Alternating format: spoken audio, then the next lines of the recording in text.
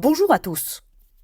Nous, les êtres humains, nous adorons prendre des métaphores pour expliquer les choses de la vie. La vie, c'est comme conduire une voiture. La vie, c'est comme une boîte de chocolat. On ne sait jamais sur quoi on va tomber, précise Forrest Gump.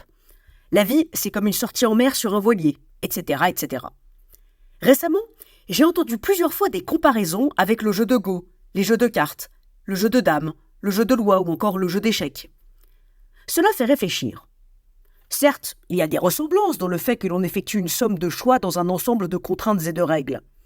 Certes, il y a des ressemblances dans le fait qu'il y a une part de chance et de hasard. Certes, il y a des ressemblances dans le fait que nous avons tous nos fous, nos rois et nos reines. Mais nous commettrions une erreur d'analyse et d'interprétation immense si nous pensions que tout cela s'équivaut. En effet, ce que la vie a en plus de tout cela, ce que la vie a en plus de tous ces jeux, de toutes ces comparaisons, de toutes ces métaphores, ce que la vie a en plus de tout cela, c'est l'inédit. Le supplément d'âme de la vie, c'est l'inédit. Jamais, au grand jamais, on ne verra apparaître dans le jeu d'échecs un deuxième roi, un centaure ou une licorne. Alors que dans la vie, si. Des personnages apparaissent, d'autres disparaissent.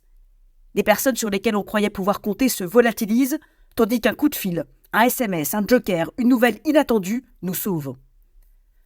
Nous commettons beaucoup d'erreurs parce que nous prenons nos décisions dans le cadre d'un ensemble de données que nous croyons intangibles, sans imaginer que d'autres données peuvent venir brusquement bouleverser le jeu.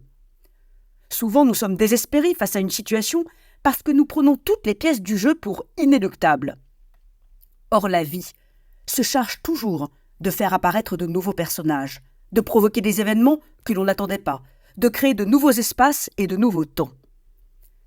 Cette idée donne de quoi espérer quand nous avons perdu toute lueur de courage. L'échiquier de la vie est indéfini. Il peut s'élargir ou se rétrécir d'un coup et sans crier gare. 10 000 nouveaux pions, tours et dames peuvent surgir ou se volatiliser. Nous ne vivons pas sur un tapis de jeu, mais dans des sables mouvants, sans aucune règle du jeu, malgré nos lois, nos normes, nos rites et nos habitudes. Et contrairement à tous ces jeux, dans la vie, nous ne jouons contre personne.